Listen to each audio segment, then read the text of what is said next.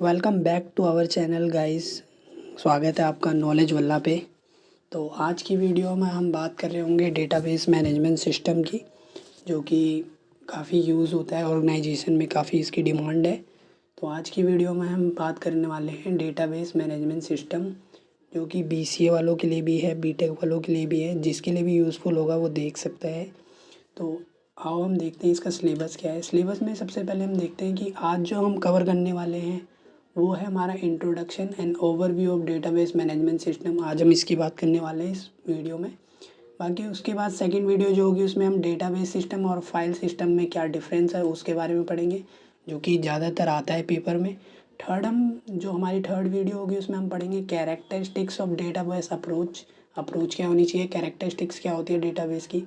और fourth video में हम कर रहे होंगे डीबीएमएस आर्किटेक्चर, जो कि एक काफ़ी जाना पहचाना टॉपिक है डेटाबेस मैनेजमेंट सिस्टम में।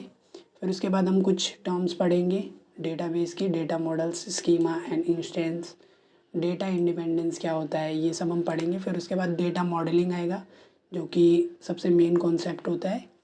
तो ये सब अभी हम कवर कर रहे होंगे। आज हमारी फर्स्ट वीडियो है, तो एंड तक देखना। इसमें ज़्यादा क्या होगा, बेसिक होगा कि बेसिक क्या है डेटाबेस मैनेजमेंट सिस्टम का, कैसे कैसे चीज़ें रिलेट कर रही है एक दूसरे से। तो चलते हैं आगे हम डेटाबेस मैनेजमेंट सिस्टम में। फर्स्ट पेज पे हमारा ये है। तो डेटाबेस ज़रूरी क्यों है, एसेंशियल क्यों? क्योंकि डेटाबेस एसेंशियल इसलिए है ना, क्योंकि ये कंप्यूटर साइंस में एक बहुत बड़ा एक मार्जिन क्रिएट करता है और ये मैनेज करता है बहुत सारी चीज़ों को। हमारे जो डेटा है उसको मैनेज करता है बहुत अच्छे तरीके से। Because in any organisation it requires accurate and reliable data. Reliable data का मतलब है कि एक भरोसेमंद डेटा देता है हमें एक, और एक्यूरेट देता है, मतलब रिजल्ट जो होता है वो ज़्यादातर सही होता है, 99% सही होता है, ये कह सकते हैं हम।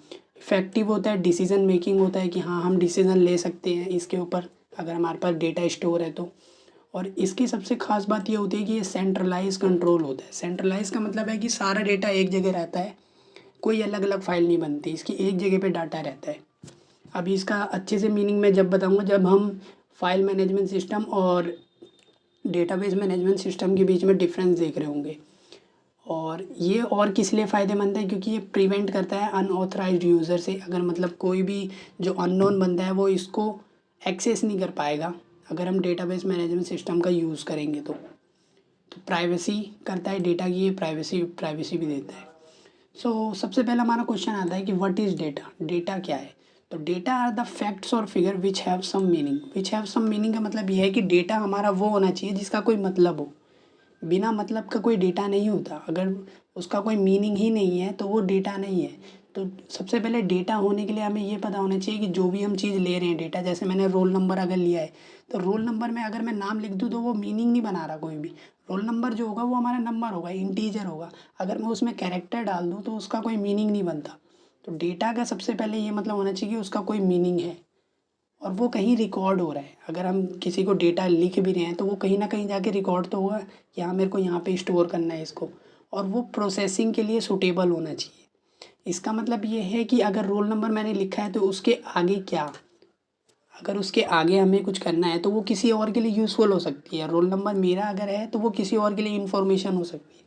तो ये चीज़ है प्रोसेसिंग। कि प्रोसेसिंग का मतलब यहाँ पे ये है कि अगर मैंने रोल नंबर अपना लिया है तो वो प्रोसेसिंग के लिए स्टार्ट है कि हाँ अगर रोल नंबर लिया है तो इंटीजर में है, अगर है तो आगे कोई प्रोसेस होगा इस पर, आगे इस पर और कुछ अप्लाई हो सकता है जिससे कि ये किसी के लिए इन्फॉर्मेशन बन जाए। तो हम ये कह सकते हैं data are the raw facts and figure which have some meaning and can be recorded and suitable for processing. तो ये होता है डेटा। ठीक है। डेटा को और भी तरह से हम डिफाइन कर सकते हैं, जैसे कि data can also be define as representation of fact and figure concept और instruction in a formal manner. Formal manner का मतलब हो गया कि एक पर्टिकुलर वे में, अगर मैंने बोला रोल नंबर इंटीजर में है तो सारी चीज़ें इंटीजर है, तो वो फॉर्मल मैनर हो गया एक। Which is suitable for understanding processing and can be recorded, can be stored, जो कि हमें समझ में आए कि क्या लिखा गया है, उसके ऊपर कोई प्रोसेसिंग हो सके और वो कहीं ना कहीं जाके स्टोर हो। तो ये होता है डेटा। What is data? फिर आता है हमारा representation of data. Representation of data का मतलब हम डेटा को कैसे रिप्रेजेंट कर सकते हैं। तो हम अल्फ़ाबेट्स का यूज़ कर सकते हैं, डिजिट्स का यूज़ कर सकते हैं, तीसरा हमारा स्पेशल कैरेक्टर, हम उसका भी यूज़ कर सकते हैं डेटा को रिप्रेजेंट करने के लिए। नेक्स्ट हमारा आता है कि एक सिंपल डेटाबेस दिखता कैसे है। अगर मैंने एक सिंपल डेटाबेस बनाया है ABC के नाम से, तो उसमें क्या क्या हमें फीचर्स उसके दिखेंगे। तो जैसे कि आपको फर्स्ट लाइन में दिख रहा है, फर्स्ट लाइन जो है ये बोल्ड कर रखी है, बोल्ड कर रखी है क्योंकि ये जो है ना, ये मेन हेडर है उसका, ये मेटा डेटा होता है जिसको हम कहते हैं। तो ये होते हैं डेटा आइटम्स, जो कॉलम का नेम होता है उसको हम बोलते हैं डेटा आइटम, या हम उसको बोलते हैं फील्ड नेम।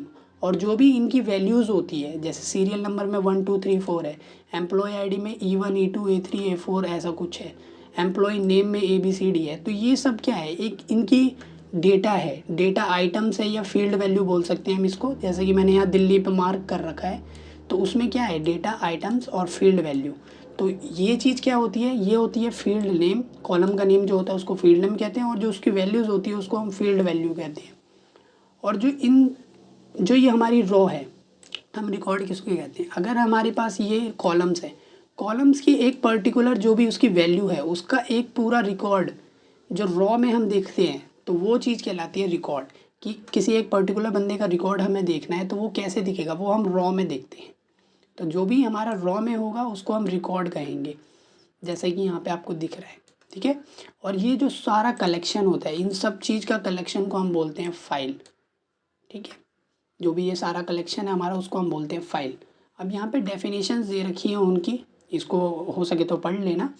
डेटा आइटम्स क्या होता है, data items it's is a set of character use together for representing the value of a particular data items. एक पर्टिकुलर डेटा आइटम्स के लिए जो भी हम वैल्यू रिप्रेजेंट करते हैं उसको हम बोलते हैं डेटा आइटम्स या फील्ड वैल्यू। जैसे कि यहाँ पे दिल्ली को दिखाया गया है, तो एक पर्टिकुलर डेटा एलिमेंट की एक वैल्यू दिखा रहा है कि एड्रेस क्या है, दिल्ली। तो एक पर्टिकुलर एड्रेस है ना, एड्रेस एक पर्टिकुलर हो गया, उसका कुछ डेटा दिखा रहा है, तो वो होता है डेटा आइटम्स या फील्ड वैल्यू। और फील्ड नेम क्या होता है, जैसा कि मैंने बताया फील्ड नेम का मतलब होता है कॉलम। तो the name given to each data item, each data item मतलब ये serial number, employee ID, employee name, date of birth, address, ये सारे क्या है, एक एम्प्लॉय एक फील्ड नेम है, इन्हीं को क्या बोलते हैं हम, फील्ड नेम बोलते हैं या तो डेटा आइटम्स बोलते हैं। थर्ड हमारा आता है रिकॉर्ड।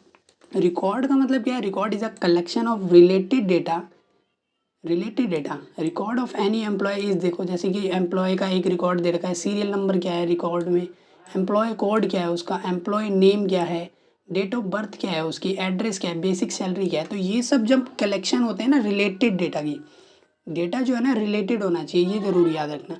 और उन सब रिलेटेड डेटा को हम क्या बोलते हैं, रिकॉर्ड बोलते हैं। द नेक्स्ट वन इज कि डेटाबेस बनता कैसे है, शुरू कहाँ से होता है और ख़त्म कहाँ पर होता है डेटाबेस। तो डेटाबेस शुरू होता है हमारा बिट से, कि बिट से शुरू होता है। बिट क्या होता है, जो कि रिप्रेजेंट करता है या तो 0 या तो 1। तो ये इसको हम ये भी कहते हैं कि smaller unit of data, smaller unit of data को हम बिट भी कहते हैं। अब बिट क्या होता है ना, बिट से मिलकर बाइट बनता है, और एक बाइट जो है ना 8 बिट मिलके एक बाइट बनाते हैं। तो वो क्या करते हैं, एक कैरेक्टर को फॉर्म कहते हैं। जैसे कि हमें पता है कि एक कैरेक्टर जो होता है वो 1 बाइट स्टोर करता है, तो एक कैरेक्टर हमें बनाने के लिए 8 बिट स्टोर करने पड़ते हैं। तो इसीलिए सबसे छोटी जो यूनिट होती है वो बिट होती है, ठीक है। उसके बाद हमारा बाइट आता है। बाइट क्या करता है, एक कैरेक्टर बनाता है, जो कि अल्फ़ाबेट हो सकता है, स्पेशल कैरेक्टर हो सकता है, या तो डिजिट हो सकता है। डिजिट मैं इसलिए कह रहा हूँ क्योंकि जो डिजिट होती है हमारी वो अस्काई कोड में होती है, इसीलिए डिजिट का भी यूज़ कर सकते हैं, वो भी एक कैरेक्टर होता है, ठीक है। तो उसके बाद आता है, पहला हमारा बिट आता है, फिर हमारा बाइट आता है, या उसको कैरेक्टर भी कह सकते हैं, 1 कैरेक्टर। फिर उसके बाद कैरेक्टर से जब मिल के जो बनता है वो हमारा बनता है फील्ड। और फील्ड जब हमारी बन जाती है, फील्ड यहाँ पे कहने का मतलब हमारा कॉलम से है, जो कि हमारा कॉलम था उसी को हम फील्ड कह रहे हैं यहाँ पर। और जो फील्ड है वो हमें क्या दिखाएगा, हमें एक रिकॉर्ड दिखाएगा। और जब हम कलेक्शन ऑफ रिकॉर्ड्स रखते हैं तो उसको हम क्या कहते हैं, फाइल या टेबल्स कहते हैं। यहाँ पे मैं यूज़ करूँगा लॉजिकल वर्ड। लॉजिकल का मतलब मैं आगे बताऊँगा आपको लॉजिकल का मतलब क्या है। तो लॉजिकल कॉम्बिनेशन जो है या लॉजिकल ग्रुपिंग जो है वो रिकॉर्ड की क्या बनाती है, फाइल या टेबल्स बनाती है। और जो टेबल्स और फाइल का लॉजिकल ग्रुपिंग है वो हमारा डेटाबेस बनाता है। तो ये एक सीरीज़ है जिस तरह से शुरू कहाँ से होता है और डेटाबेस बनता कैसे है वो चीज़ बताई गई है। सबसे पहला बिट है जो कि रिप्रेजेंट करता है 0 और 1 को, और ये स्मॉलेस्ट यूनिट होती है डेटा की किसी भी। जो 8 कलेक्शन ऑफ 8 बिट्स होता है वो हमारा फॉर्म करता है एक character, that may be alphabet हो सकता है, स्पेशल कैरेक्टर हो सकता है और डिजिट हो सकता है। फील्ड क्या होती है, लॉजिकल ग्रुपिंग ऑफ बाइट और कैरेक्टर फॉर्म्स फील्ड। तो लॉजिकल का मतलब यहाँ पे ये है कि अगर मैं एक चीज़ बोल रहा हूँ, मैंने जैसे कि बोला कि मेरे पास एक टेबल है, उसमें मैंने नेम रखना है, रोल नंबर रखना है और क्लास रखना है। तो जो चीज़ तुम्हारे माइंड में जो तुमने विजुअलाइज किया कि टेबल किस तरह की दिखेगी, जो भी तुम्हारे माइंड में आया, मैंने बोला तुम्हें एक टेबल बनाना है जिसमें तुम्हारा नेम होगा, जिसमें तुम्हारा एड्रेस होगा, जिसमें तुम्हारे मान लो कि फैमिली के नेम लिखने हैं तुम्हें, मैंने बोला कि फैमिली के नेम लिखो, तुमने वो सारी चीज़ें लिख ली। तो तुमने एक पर्टिकुलर अपने माइंड में एक टेबल बनाया होगा जिसमें तुमने देखा होगा कि हाँ मैंने पापा का नाम यहाँ रखा है, मम्मी का नाम यहाँ है। तो उस तरह का जो टेबल बनता है जो तुम्हारे माइंड में बन रहा है, उस चीज़ को हम कहते हैं लॉजिकल। जो कि तुम माइंड में सोच रहे हो, जो भी तुम माइंड में देख रहे हो कि विजुअलाइज कर रहे हो कि हाँ ये चीज़ मेरे माइंड में बन रही है, ये चीज़ हो रहा है, तो उस चीज़ को हम कहते हैं लॉजिकल। एक होता है फिजिकल। फिजिकल का मतलब होता है कि किस तरह से एक्चुअल में डेटा स्टोर हो रहा है। हमने अपना सोच लिया कि हाँ ऐसा कुछ हो रहा है, लेकिन किस तरह से वो कंप्यूटर में स्टोर है वो होता है फिजिकल। तो दो तरह के होते हैं, एक होता है लॉजिकल डेटा, एक होता है फिजिकल डेटा, जो कि हम आगे पढ़ेंगे। तो एक ब्रीफ एक्सप्लेनेशन मैं इसकी दे रहा था कि लॉजिकल का मतलब क्या होता है। लॉजिकल का मतलब जैसा कि आपको समझ आ गया होगा कि मेरे माइंड में क्या नक्शा बनता है जब मैं बात करता हूँ किसी चीज़ की, तो उस चीज़ को हम कहते हैं कि जिस तरह अब एक रियल लाइफ एग्जांपल दूँ तो जैसे कि हमने कोई प्लान बनाया कहीं जाने का, घूमने का, तो एक माइंड में एक क्रिएटिविटी आ जाती है कि हम वहाँ जाके ये करेंगे, वहाँ जाके वो करेंगे। तो जो तुम्हारे माइंड में विजुअलाइजेशन बनी है उसी को लॉजिकल कहते हैं। आई थिंक आप समझ में आ गया लॉजिकल का मतलब क्या है, और ये भी समझ में आ गया होगा इसका स्ट्रक्चर, जो भी इसकी स्ट्रक्चर है वो कैसे जा रहा है। बिट से बाइट, बाइट से फील्ड, फील्ड से फिर रिकॉर्ड बनता है, रिकॉर्ड से फाइल्स बनती है, और फाइल्स या टेबल से फिर डेटाबेस बनता है। उसके बाद नेक्स्ट हमारा आता है डेटा। डेटा जैसे कि मैंने आपको बता दिया। अब इंफॉर्मेशन क्या होता है? इंफॉर्मेशन का मतलब होता है जो भी हमारा डेटा था वो प्रोसेस करने के लिए रेडी हो चुका था, और जब वो प्रोसेस हो जाता है तो उसके बाद उसके ऊपर हम कुछ डिसीजन ले सकते हैं, कुछ एक्शंस ले सकते हैं। जैसे कि मेरे पास कोई डेटा था, अगर मैंने उसको प्रोसेस किया तो मेरे को कुछ ना कुछ इन्फॉर्मेशन मिली होगी ना उस चीज़ से। अगर जैसे कि मेरे पास किसी स्कूल का मेरे पास डेटा आया, तो वो डेटा मेरे लिए कैसे यूज़फुल है, अगर वो मैं यूज़ कर रहा हूँ तो उसका मतलब क्या है कि मुझे कुछ ना कुछ उस चीज़ से मेरे को इन्फॉर्मेशन मिल रही है। जैसे कि मैं अभी आपको ये पढ़ा रहा हूँ, तो ये सारे लिए मेरे लिए अभी जो सामने है वो डेटा है, और आपको जो मिल रहा है ना वो क्या है, वो इन्फॉर्मेशन है जो कि आपके पास पहुंच रही है। So information is the process data on which decision and actions are based. So information can be defined as organized and classified data to provide the meaningful value to the receiver. Receiver को एक meaningful value मिलना चाहिए, तब जाके हम कह सकते हैं कि वो एक इन्फॉर्मेशन है। और एक एक टर्म और आता है इसमें, डेटा प्रोसेसिंग। डेटा प्रोसेसिंग का मतलब होता है जो भी हमारा डेटा है उसको स्टेप बाय स्टेप रिफाइनमेंट करें, मतलब हर एक स्टेप पे उसको देखें कि वो क्या इन्फॉर्मेशन हमें जनरेट करता है। तो ये होता है हमारा डेटा प्रोसेसिंग। उसके बाद हमारी चीज़ें आती हैं डेटा कैरेक्टरिस्टिक्स ऑफ इंफॉर्मेशन। इनकी कैरेक्टरिस्टिक्स जो भी हमारे होते हैं उसकी कुछ इन्फॉर्मेशंस होती है कि इन्फॉर्मेशन में क्या क्या खूबियाँ हैं, क्या क्या चीज़ें होती हैं। तो इन्फॉर्मेशन जब हमारे पास आती है तो वो एक्यूरेट होना चाहिए। इसका मतलब ये है कि जो भी हमारी स्टेटमेंट आई है वो पूरी तरह से रिफ्लेक्ट करनी चाहिए सिचुएशन को।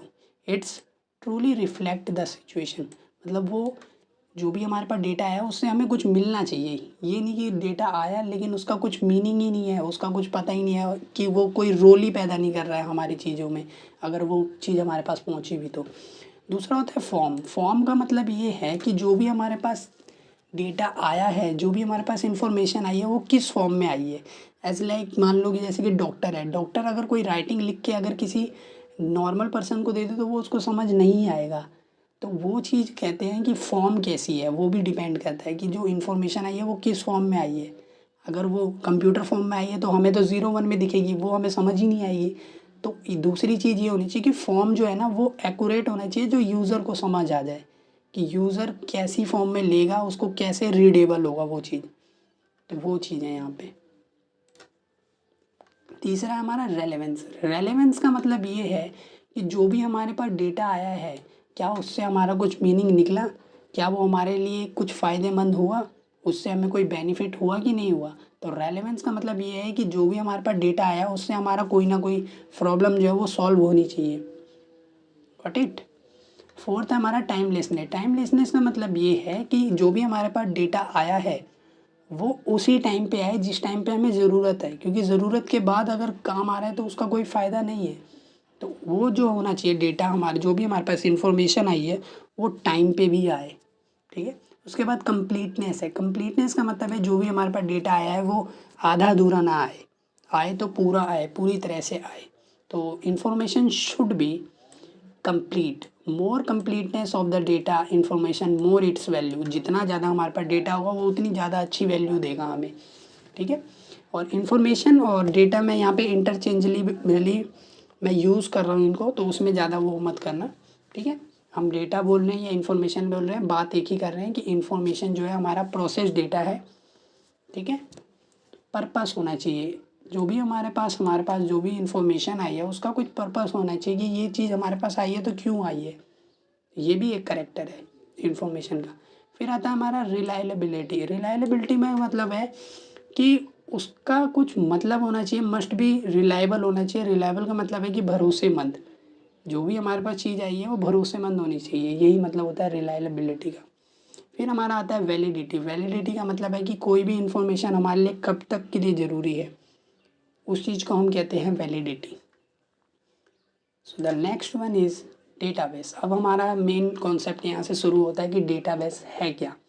तो डेटाबेस अब हम क्या क्या कह सकते हैं। डेटा जैसे कि हमने पढ़ लिया, इन्फॉर्मेशन हमने पढ़ लिया, डेटा प्रोसेसिंग क्या होता है ये हमने पढ़ लिया, हमने ये पढ़ लिया कि कैरेक्टरिस्टिक्स क्या होती है इन्फॉर्मेशन की। उसके बाद हमारा आता है मेन कॉन्सेप्ट, वो होता है डेटाबेस। तो डेटाबेस क्या होता है? तो database is a collection of related data और information in the form of files. जो भी हमारा डेटा है, इन्फॉर्मेशन है, वो किसी फॉर्म में होगा। किस फॉर्म में होगा? या तो फाइल वाली फॉर्म में होगा या तो टेबल की फॉर्म में होगा। And so that it's is available to many user for different purpose. अब डेटाबेस है तो उसके लिए उसकी ज़रूरत हमें क्यों पड़ी कि जो भी अलग अलग यूज़र्स हैं वो एक ही टाइम पे अलग अलग चीज़ों को एक्सेस कर पाएँ। क्योंकि हो सकता है कि किसी यूज़र को अपना रोल नंबर चाहिए हो, किसी यूज़र को अपना अकाउंट बैंक बैलेंस देखना हो, तो अलग अलग डिफरेंट पर्पस के लिए वो यूज़ होता है, उसको हम कहते हैं डेटाबेस। और भी हमारे पास वो होती हैं, डेफिनेशंस होती है, जैसे database is a mechanism that is use to store data information. Database का एक ये भी यूज़ है कि हम उसका यूज़ करते हैं किस लिए? डेटा को स्टोर करने के लिए, इन्फॉर्मेशन को स्टोर करने के लिए। So that user should be able to store data in organised manner. Organise का मतलब है एक पर्टिकुलर डेटा एक पर्टिकुलर जगह पे ही रखा हो, मिक्स अप ना हो। Should it so that it's should easy to retrieve information. Retrieve का मतलब है कि उसको निकालना, रिट्रीव कर सकते हैं, आराम से वापस ला सकते हैं। This is called retrieve. The content of database is obtain by combining data from all different sources in an organisation so that data are available to all user and redundant data can be eliminated at least minimize। मतलब ये यहाँ पे कहना चाहते हैं कि जो भी हमारे पास डेटाबेस में आ रहा है वो कॉपीड ना हो। जैसे कि हमारा फाइल मैनेजमेंट सिस्टम होता है जो कि हम आगे पढ़ेंगे, अच्छे से डीप में पढ़ेंगे।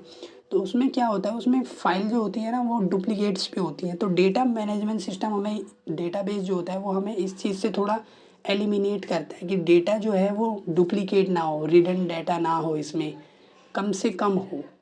ये हमारा ये करता है। दूसरा है कि इसका साइज़ जो है, डेटाबेस का साइज़ जो है वो कितना भी हो सकता है और कितना भी कॉम्प्लेक्स हो सकता है, उसमें कोई दिक्कत नहीं है। तो ये होता है डेटा बेस। डेटाबेस का मतलब सिंपल है कि collection of related data. Related का मतलब जो बहुत ज़्यादा यहाँ पे अहमियत है, रिलेटेड डेटा, ठीक है। फिर उसके बाद हमारा आता है डेटाबेस सिस्टम। डेटाबेस सिस्टम क्या होता है? तो database system is basically a computerise record keeping system. जो भी हमारा जो एक्चुअल में जो रिकॉर्ड हो रहा है, कहाँ पे रिकॉर्ड हो रहा है, उस चीज़ के लिए जो सिस्टम यूज़ हो रहा है, that's is called database system. So computerised system whose overall purpose is to maintain information and make available on demand।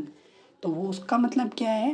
Database system का मतलब ये है जो भी चीज़ें आ रही हैं, जो भी सारे पर्पस हैं, उसको मेंटेन करता है इन्फॉर्मेशन को, और जब भी यूज़र को चाहिए वो उस टाइम पे उस चीज़ को अवेलेबल करवाता है किसी भी तरह से सिस्टम के अंदर से, ठीक है। तो the database has 4 major component. उसके 4 मेजर कंपोनेंट होते हैं। पहला होता है डेटा, जो कि मैंने बता दिया डेटा, तीसरी बार हम पढ़ रहे डेटा क्या होता है। तो डेटा मैं एक बार और बता देता हूँ, जिसका कुछ मतलब हो, जिसका कोई मीनिंग हो, जो कहीं ना कहीं रिकॉर्ड हो और वो सूटेबल हो प्रोसेसिंग के लिए, तो उसको हम कहते हैं डेटा। दूसरा हमारा पार्ट आता है, दूसरा जो मेजर कंपोनेंट है वो हार्डवेयर है। हार्डवेयर का मतलब है कि डेटा हमारे पास है तो वो कहीं ना कहीं स्टोर तो होगा ना। तो सेकंड चीज़ आती है हार्डवेयर, जो कि सेकेंडरी स्टोरेज हम कह सकते हैं, वहाँ पे हमारा स्टोर होता है। जैसा कि डिस्क में होता है मैग्नेटिक डिस्क, मैग्नेटिक ड्रम में होता है, और magnetic disk are also use for this purpose. तो हाँ ठीक है, यही सेम बात कह रहे हैं यहाँ पे, डिस्क और ड्रम हमारे यूज़ होते हैं सेकेंडरी स्टोरेज ऐसा। और the hardware processor associated main memory which are use to support the execution of database management system. तो ये कहना चाहता है कि हार्डवेयर का जो प्रोसेसर है और जो मेन मेमोरी है वो भी सपोर्ट करती है एग्जीक्यूशन करने के लिए डेटाबेस सिस्टम को, जो भी हमारा डेटा होगा। थर्ड हमारा आता है सॉफ्टवेयर। सॉफ्टवेयर का मतलब क्या है कि ये जो है ना एक इंटरफेस की तरह काम करता है, एक लेयर की तरह काम करता है, किसके बीच में, जो हमारा डेटाबेस जहाँ पे स्टोर है और जो यूज़र है, इन दोनों के बीच में जो इंटरफेस और लेयर बनाता है ना, उसी को हम कहते हैं database management system. So the interface between the user and the physically stored database is called as database management system। तो हमारे ये सबसे पहले डेफिनेशन हमें यहाँ मिल गई कि डेटाबेस मैनेजमेंट सिस्टम क्या होता है। तो उसको यहाँ पे लिखा हुआ है, it's is the interface which act as a layer between the physical database and the user of the system. तो सबसे पहली डेफिनेशन जो हमारा चैप्टर का नाम है वो यहाँ पर मिला हमें कि डाटाबेस मैनेजमेंट सिस्टम क्या है, it's is the layer between the physical database and the user of the system. तो इन दोनों के बीच में जो इंटरफेस बनाता है उसी को हम कहते हैं डेटाबेस मैनेजमेंट सिस्टम। ठीक है, फिर उसके बाद चौथा हमारा कंपोनेंट आता है, मेजर कंपोनेंट होता है, वो यूज़र होता है। यूज़र तीन तरह के हो सकते हैं। पहला होता है एप्लीकेशन प्रोग्रामर।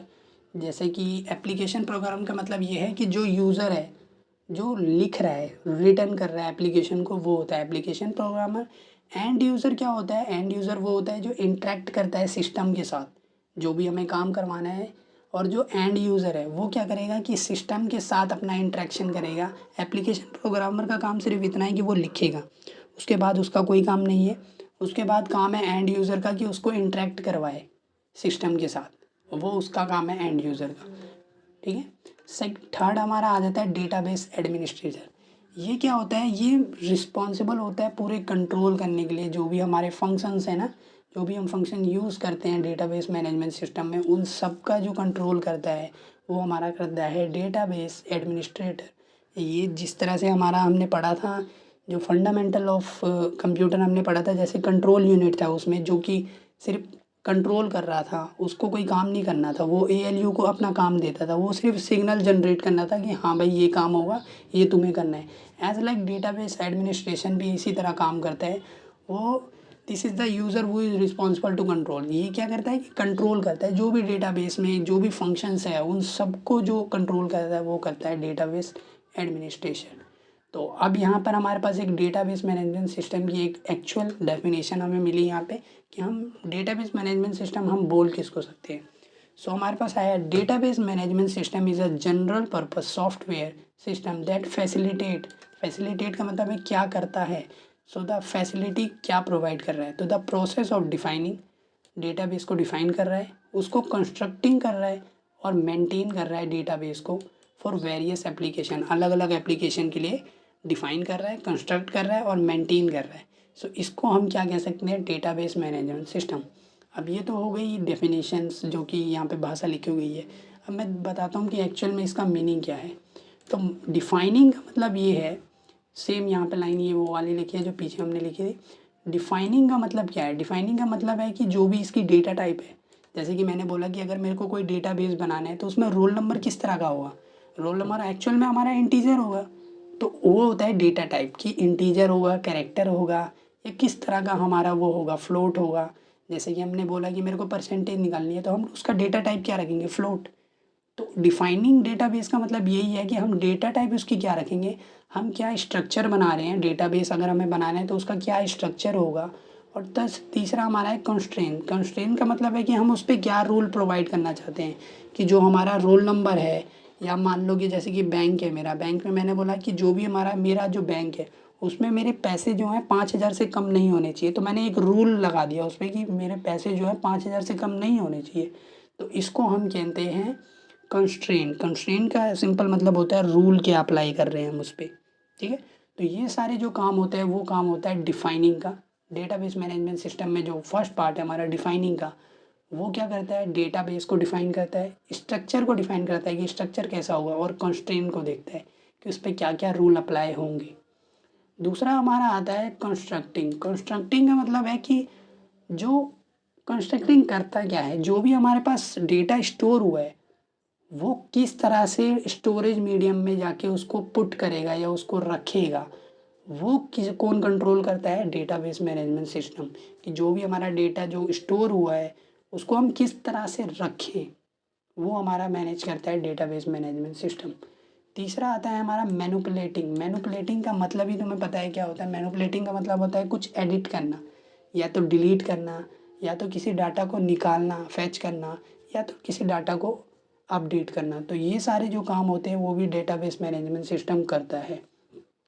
एक इंटरफेस मैंने यहाँ पे बना हुआ है, जैसे कि यूज़र ने क्या किया, एसक्यूएल लिखा, रिक्वेस्ट भेजी, फिर डीबीएमएस के पास गया, डीबीएमएस ने क्या किया, डेटाबेस से जो भी हमारा इन्फॉर्मेशन था वो वहाँ से लिया, फिर डेटा फिर वापस यहाँ आया, फिर इधर आके इन्फॉर्मेशन बनी, वो यहाँ से रिक्वेस्ट गई, डेटाबेस में गया। डेटाबेस क्या है, ये इंटरफेस है किसके बीच का, जो कि मैंने पहले भी डेटाबेस मैनेजमेंट सिस्टम की डेफिनेशन बताई थी, उसमें मैंने बोला था ये यूज़र और फिजिकली स्टोर डेटाबेस, इन दोनों के बीच का जो इंटरफेस होता है वो होता है डेटाबेस मैनेजमेंट सिस्टम। तो ये क्या कर रहा है, एसक्यूएल की रिक्वेस्ट को ले रहा है डेटाबेस मैनेजमेंट सिस्टम, उसको डेटाबेस में भेज रहा है। डेटाबेस क्या कर रहा है, उसको कुछ इन्फॉर्मेशन दे रहा है, जो कि यहाँ पे आपको दिखाया गया है कि इन्फॉर्मेशन मिली और यूज़र के पास इन्फॉर्मेशन चली गई। So the large definition of database is database store information in computer readable form. जो हमारा डेटाबेस में स्टोर होता है इन्फॉर्मेशन वो कंप्यूटर रीडेबल फॉर्म में होता है। और database management system is a set of program that enable storing, modifying and extracting information from a database. तो डेटाबेस मैनेजमेंट सिस्टम कर क्या रहा है, डेटाबेस को स्टोर कर रहा है, उसको मॉडिफाई कर रहा है, और डेटा को एक्सट्रैक्ट कर रहा है डेटाबेस के अंदर से। जो भी डेटाबेस हमारा यहाँ पे बना हुआ है, एक मिनट, जो भी हमारा डेटाबेस यहाँ बना हुआ है वहाँ से क्या कर रहा है, ये जो डीबीएमएस है ना, ये यहाँ से वैल्यू को निकाल रहा है, और यहाँ से निकालने के बाद वो आगे भेज रहा है, इन्फॉर्मेशन बना रहा है, ठीक है, ये काम कर रहा है। So it's also provide user to add, delete, access, modify the data store in the database. तो ये कहना चाहता है कि ये प्रोवाइड क्या क्या कर रहा है यूज़र को, कि तुम कुछ भी ऐड कर सकते हो, कुछ भी डिलीट कर सकते हो, कोई भी डेटा जो है वो एक्सेस कर सकते हो, कोई भी चीज़ मॉडिफाई करते हो, और जो स्टोर डेटा है उसमें जो भी डेटा स्टोर है वो डेटाबेस से निकाल सकते हो।